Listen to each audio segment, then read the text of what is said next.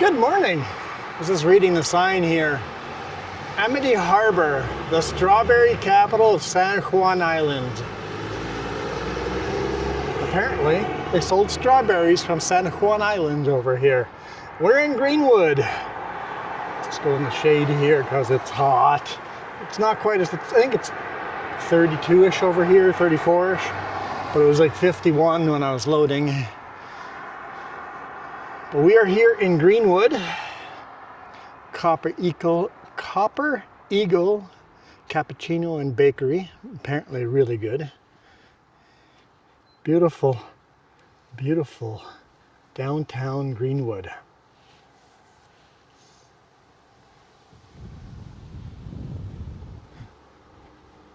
I'm parked just down there. Super cool seeing these old buildings. You can see there used to be windows. 1, 2, 3, 4, and then the second floor, 1, 2, 3. There were windows all the way along there at one point. Maybe doorways. Some of these are taller than others. So yeah, it might be windows and doorways going into the building next to it. I don't know.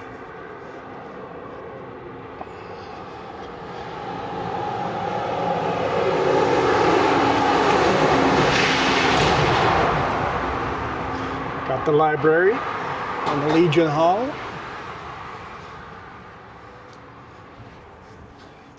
And we have a load of dunnage. Actually, you still see the old foundry smokestack right kind of in the mountain there, sticking out.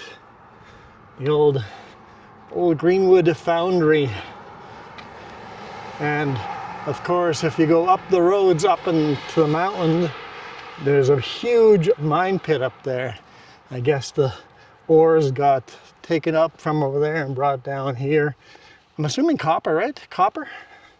Yeah, it's got to be copper because everything's called Copper Eagle this and copper.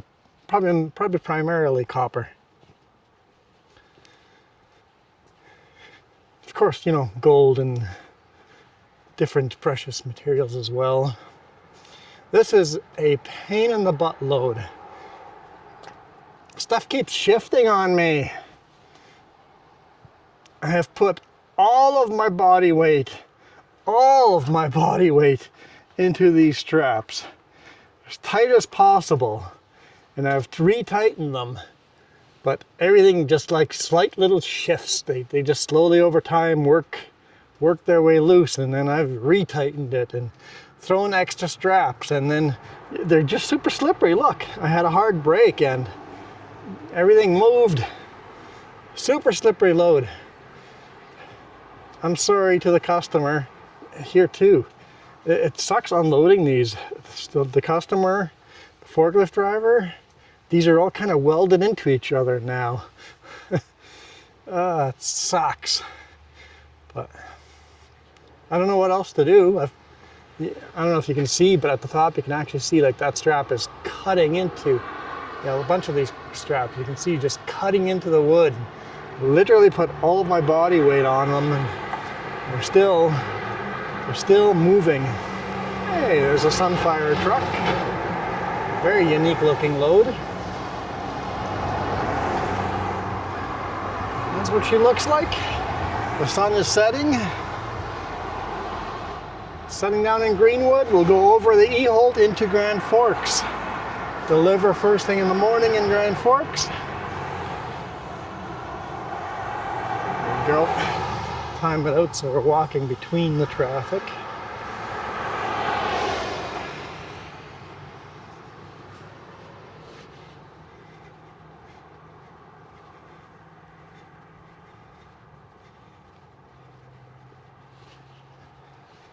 I'll hammer down. Should get there right at about sunset. And then apparently I'm delivering to Interfor in Grand Forks and then reloading lumber back to Oyama where I picked this up, a Winfield wooden lath.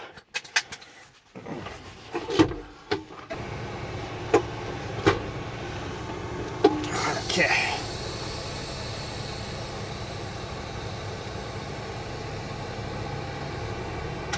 Lights back on. There's a car coming. Okay, there's a couple of cars coming.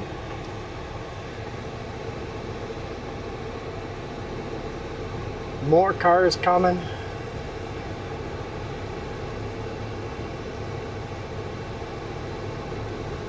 Did I just get this long line of cars?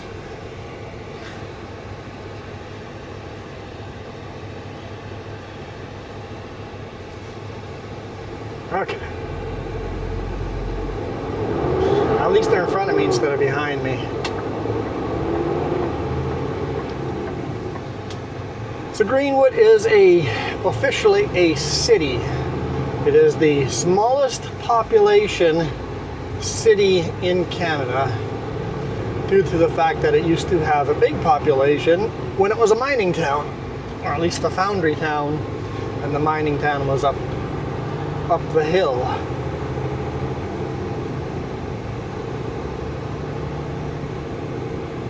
Phoenix. Actually, I guess the mine was at the town of Phoenix, which is just the ghost town now, but you can still drive over the top, go up and over, see the big mining pits and go down on the other side. There's actually Phoenix ski hill there as well. But you can go up and over, coming on the other side, instead of going around the easy way.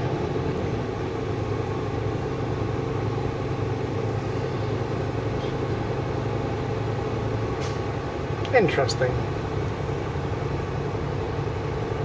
I messed around with my gauges, and now I've got my speed a lot bigger of a number on there. Huh!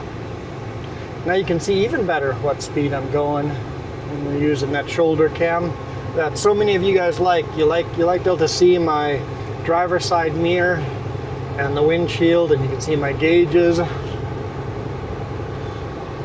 Some of you give me a hard time about speeding. Yes, I speed, but at no time do I speed more than I would feel comfortable speeding with my boss sitting next to me or a police officer sitting next to me.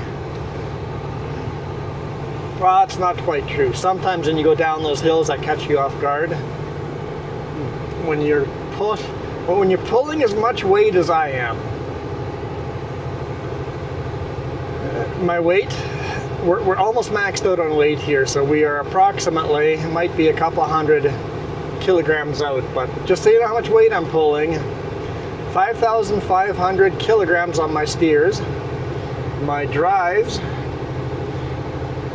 17,000 kilograms.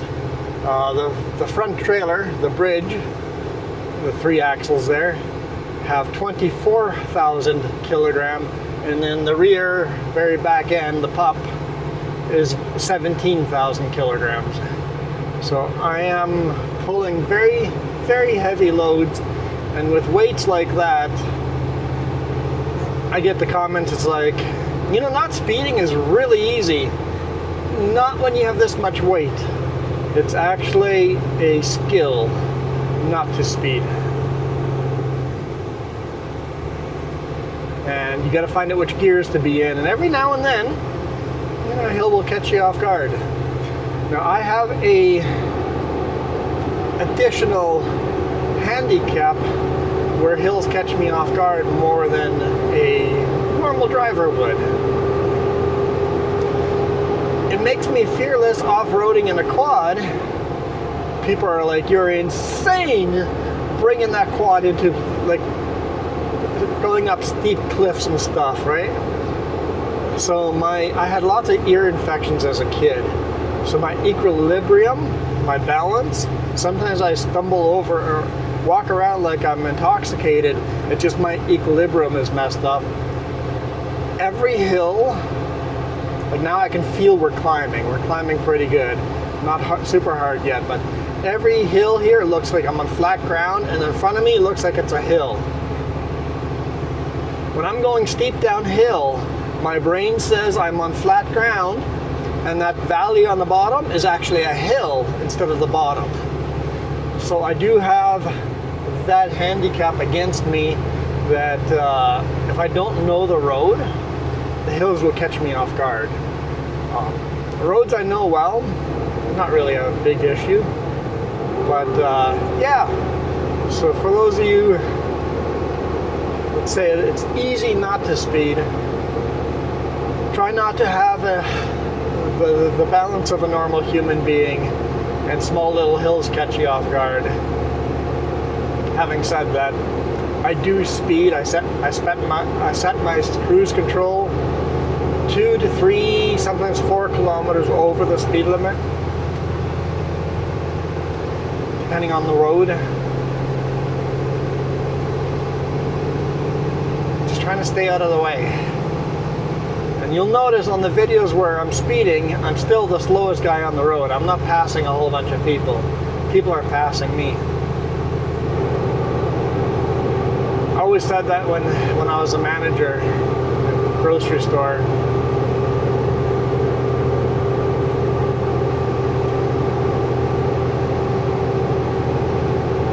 When some people would go, what about that person? They're lazy, they're not doing anything. It's like, just go do their job.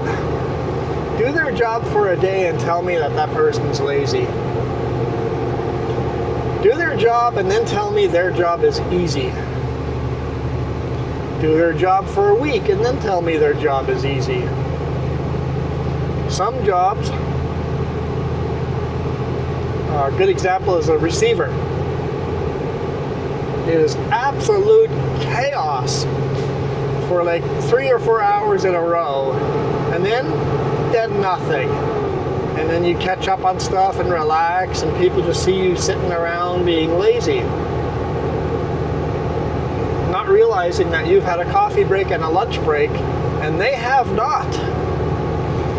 And yes, they're sitting around for an hour and a half now because they've worked their butts off, and now, yes, they look like they're lazy, but you didn't see what they've been doing the last 4 hours.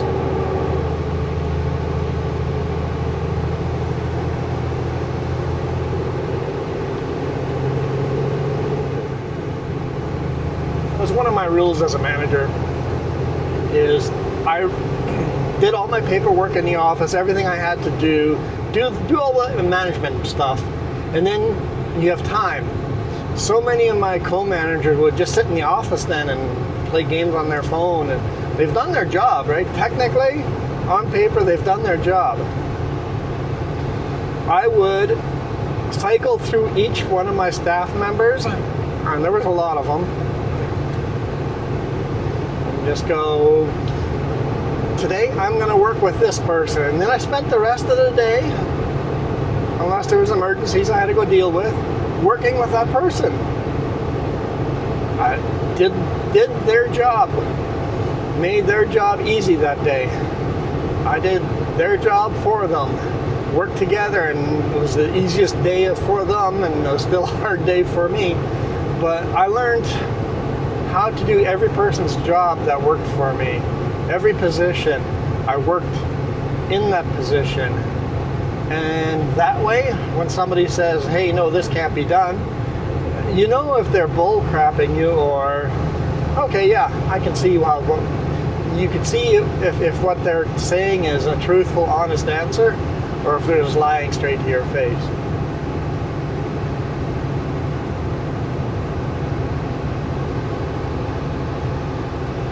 But one day, after actually it was 13 years,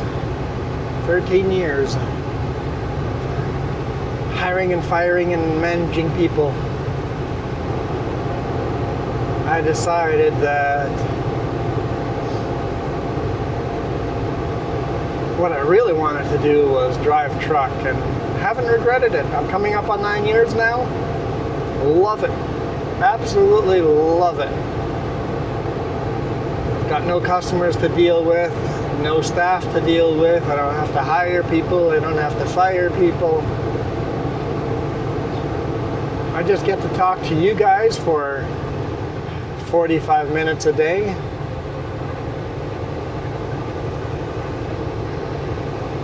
And then listen to radio and drive. Must be an easy job, right? You haul this much weight. You haul this much weight. We do 14-hour shifts. I usually go, well, it's a 16-hour shift. But usually I work from 7 a.m. to 11 p.m. I like to save my off-duty time during the day for the end of the shift so that it's actually 7 a.m. to 9 p.m. It works out sometimes, does not always work out. Sometimes your off-duty time gets used up during the day. So I pretty much work a double shift 5 days a week. Sometimes I start that week on Sunday afternoon, and most of the time I start my shift Sunday afternoon. Today I started it at 10 a.m. Actually 9:45. 9:45 a.m. started my pre-trip.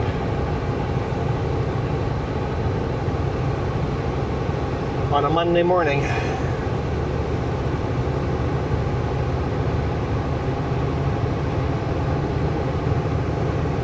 And it looks like I'm actually going to end my day at a very reasonable time. It looks like I'm going to end my day around 7:15. So I'm going to have a bit of a shorter day. Started a little late, ending a little early. So a bit of a shorter day. Delivering this tomorrow morning. And then who knows what after that. The other thing, I rarely know what my next load is. The boss has told me some plans that he's working on. Doesn't mean I'm going to be the truck driver that gets to do those runs.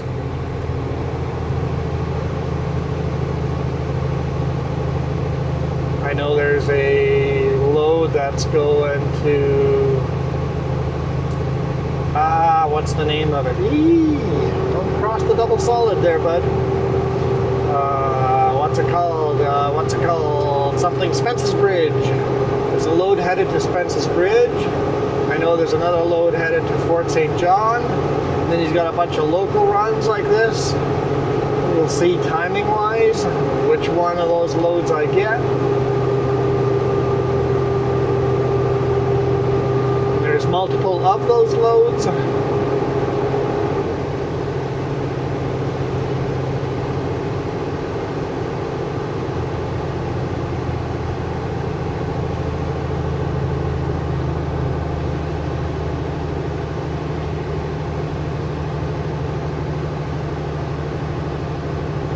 So apparently it's not going to be a moose bumper, it's going to be a short little, like more like a deer bumper.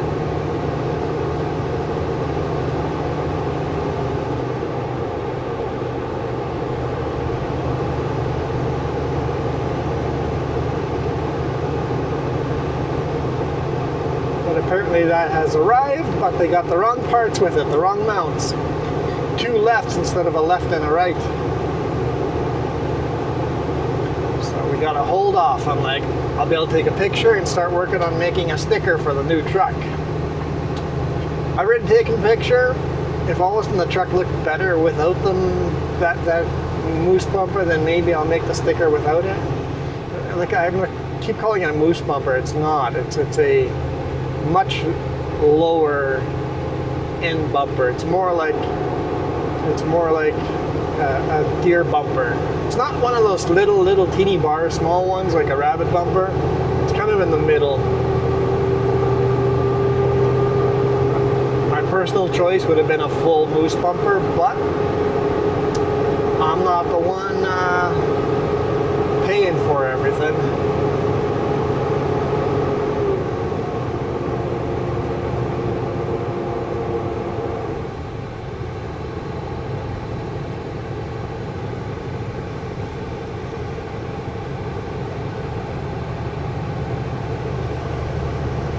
This is the Eholt Summit.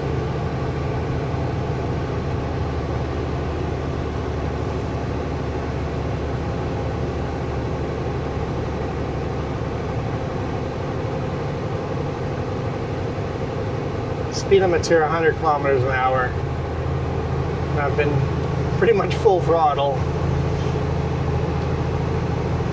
It's not a super nasty hill.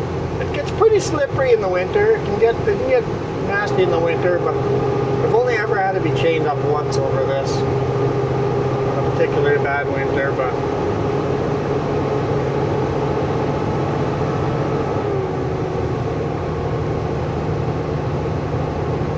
you gotta watch out for the black ice. It can catch you off guard, but a fairly reasonable pass. Not as steep. I think we hit 6% grades. Might spike a little bit higher than that in little spots here and there, but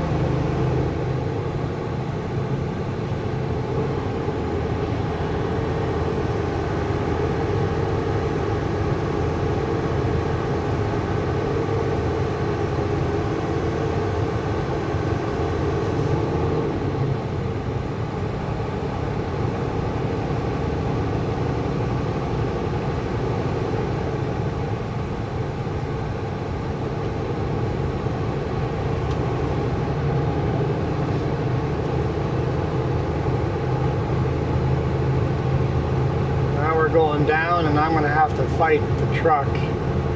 Fight the truck from speeding the whole time. I'll be using my engine brakes to be braking the truck from here all the way to Grand Forks as we go up a small hill.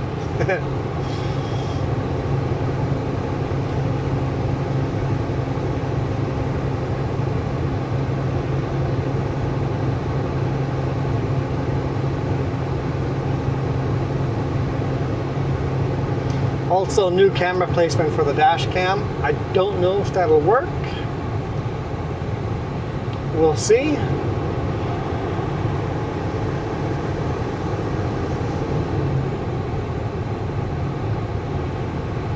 I might keep both mounts if all of a sudden a big bug splat lands right up there. There's definitely going to be more bugs hitting that spot. And then the winter snow might be a problem. If all of a sudden I see a big bug splat, then I can just pop it off and move it down. Here's the sign for cross-country skiing, and then there's another sign up here for downhill skiing, Phoenix ski area. So if we had gone from Greenwood up to Phoenix, we would have come back down over here. It's all dirt road. I think half of it's like unmaintained dirt road.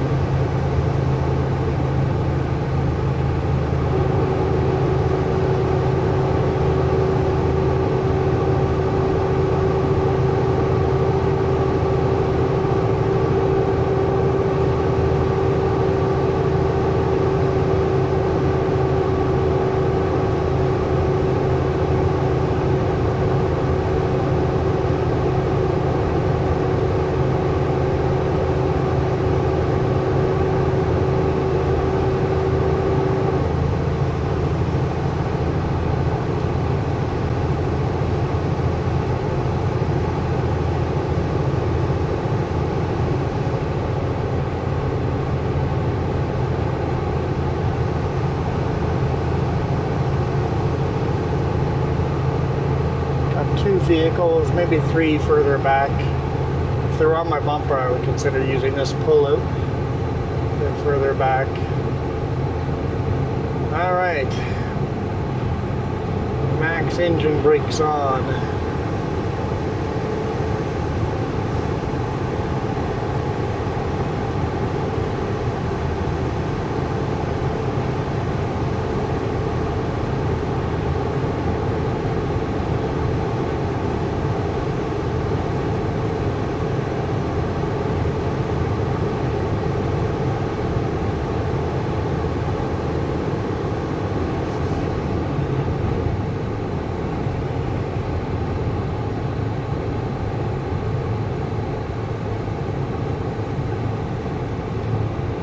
Bit of a bug splat. My line of vision.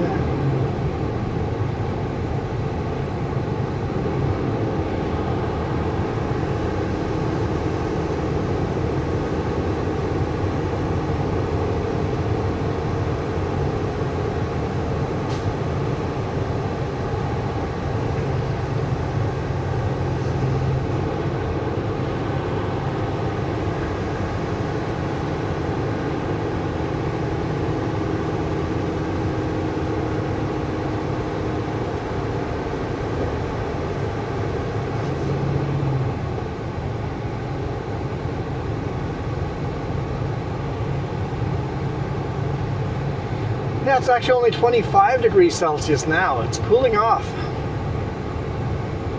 It's actually going to be a nice day out. Not a very smoky day. The weekend was incredibly smoky. I mean, the weekend consisted of Sunday, but yesterday on Sunday was incredibly smoky.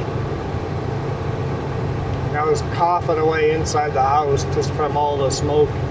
Inside the house smelled like a fireplace, or like a campfire.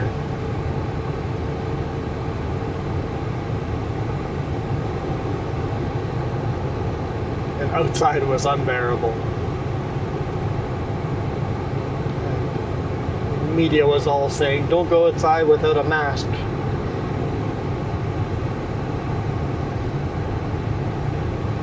This is much better. It's still smoky. Most of the smoke is coming from, well, not most, all the smoke is coming from the Washington fires. It's all getting imported from the US of A.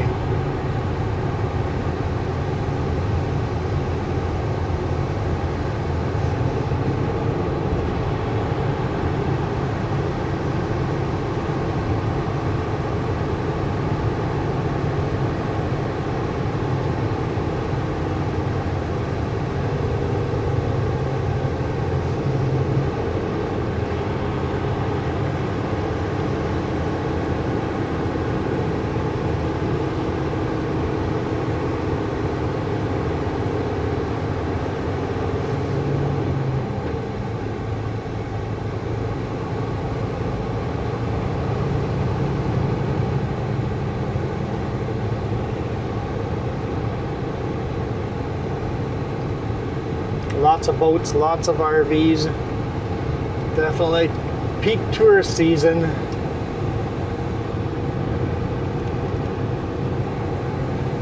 If you want to come to British Columbia for tourism, do it last week of June, first week of July. Do it then. Chances of forest fires, smoke ruining your vacation, much lower. By mid-July, we just, almost every year, we just have smoke.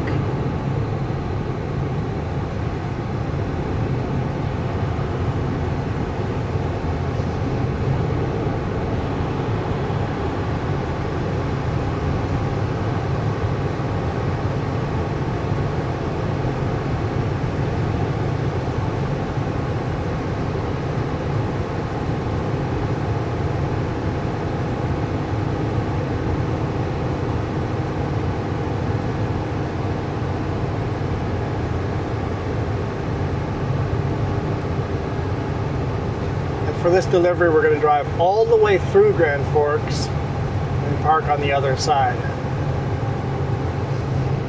Hopefully nobody's parked where I want to park.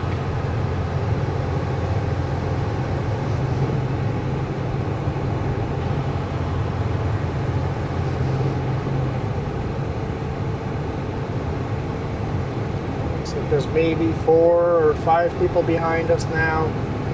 All of them a significant gap behind us. Looks like maybe a motorcycle too. So we're driving about their speed. I think they're slowly catching up with me.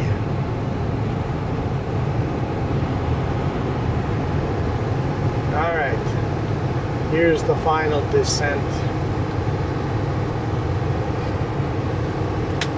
Fan on. Heard it come on there. Fan sounds so much louder in this truck because the rest of the truck is quieter. But I assure you, the fan in this truck is the same volume as it was in the other truck. It's just that overall, this truck is just that much quieter.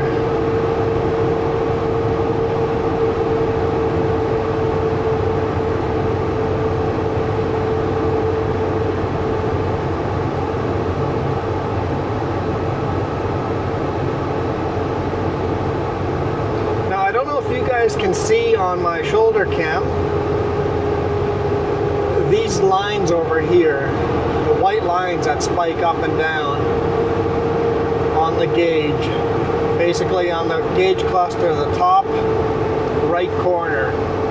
That is how much actual brake pressure I am putting onto the physical brakes, not the engine brakes. If you don't see those lines, I'm not touching the brakes, I'm just using engine brakes. If you see those lines come on, that means I'm actually physically pressing the brake pedal. That's always a beautiful viewpoint coming down into Greenwood.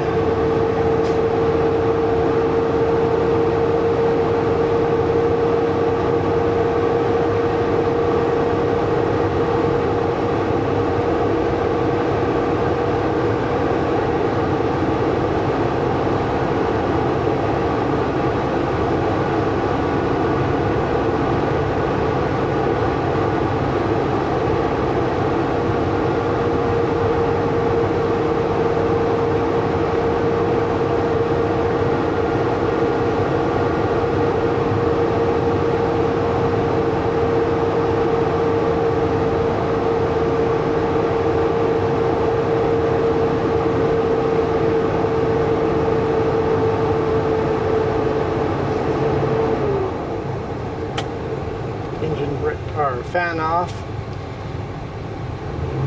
People always ask why the fan makes a difference. In the big rig, the fan is so huge. It's a huge, huge fan that it actually takes 3 or 4 horsepower away from the engine. When you have the engine brakes going, the less horsepower, or basically engine brakes turns the engine into an air compressor, and the more that is fighting that air compressor, like the fan, the more it will slow you down. So when the fan's going, the engine brakes will be slightly stronger. And when you're hauling a load this heavy, it makes a difference. It makes a difference. And 2 or 3 kilometers difference doesn't seem like a lot, but when you're crawling down the mountain for half an hour, it starts making a difference.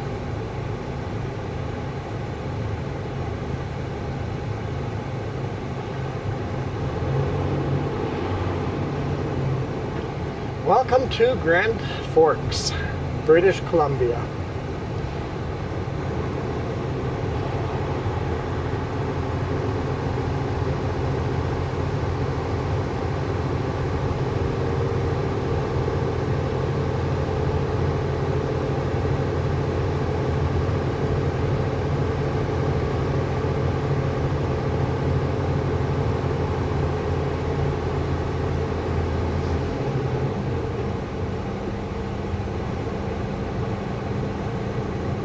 Got a Sutco chip truck and then a DCT Chambers chip truck.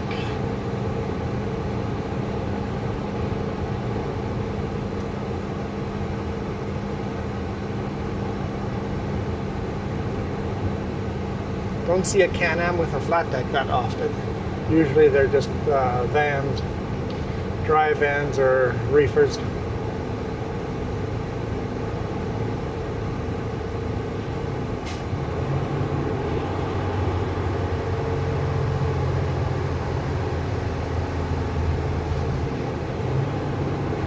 .50 kilometers an hour.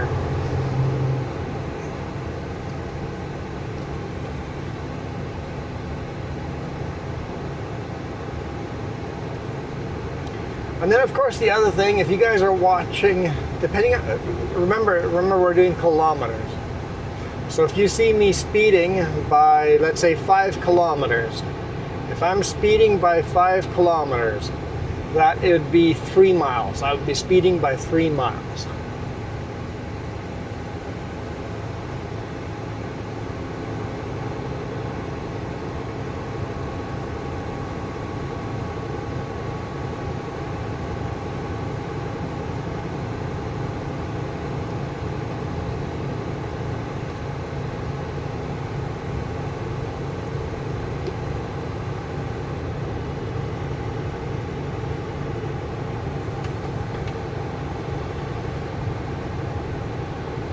That's 30 degrees Celsius down here. 5 degrees warmer. I should have stopped at the top of the mountain. edited videos there and then come down in the morning. But then that would be cut into my drive time tomorrow.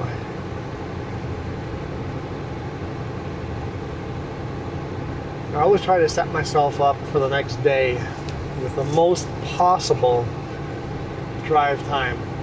Just in case things don't go exactly to plan, I have the most possible chance of getting to the next customer. Like when I see I have enough time today, I stopped at Midway and topped off my fuel tanks, even though I still had over half a tank. I stopped at Midway anyway and topped off my fuel. It was the last card lock, ESSO card lock, so might as well top off on fuel, even though I probably don't need a fuel up until tomorrow evening. I am now that one extra step, just in case tomorrow becomes chaos and the next day becomes chaos. I always think, what can I do today that I don't have to do tomorrow? Quite a few flat decks headed empty westbound.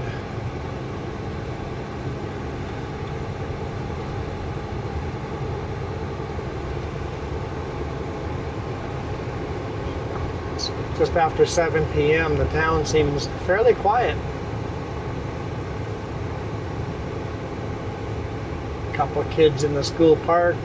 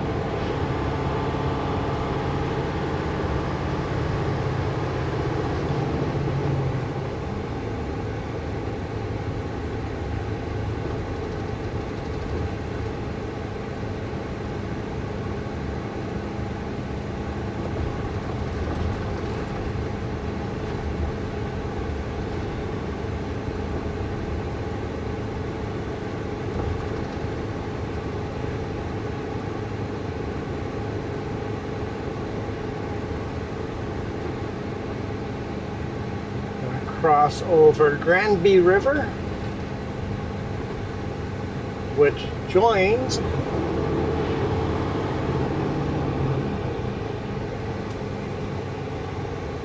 what's the other river now?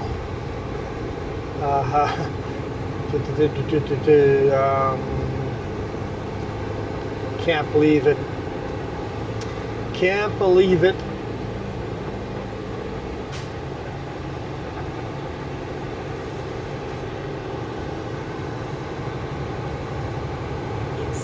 Some of you guys are yelling the river name. Kettle River, Kettle River. That's it, Kettle River. I was thinking, okay, going up through Westbridge and the Kettle Railroad, and it's like Kettle River. Now we're going to cross the bridge here again, and now it's the Kettle River, because the two rivers have joined already.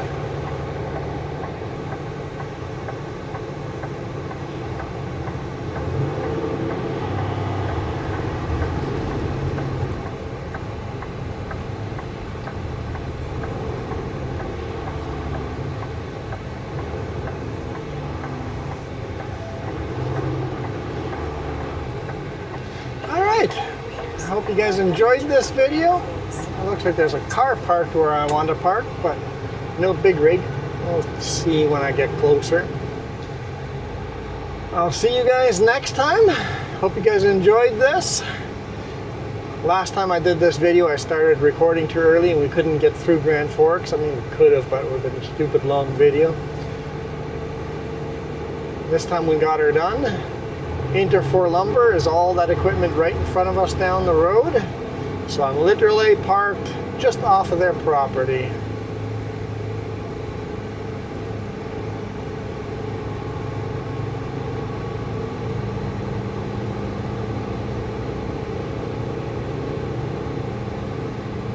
Well, that car is not even going to be a problem.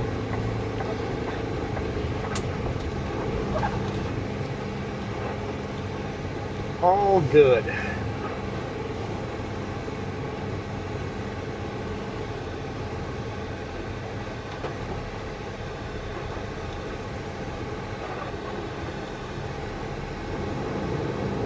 We're parking away so that the car can still get out, if that's what they choose to do.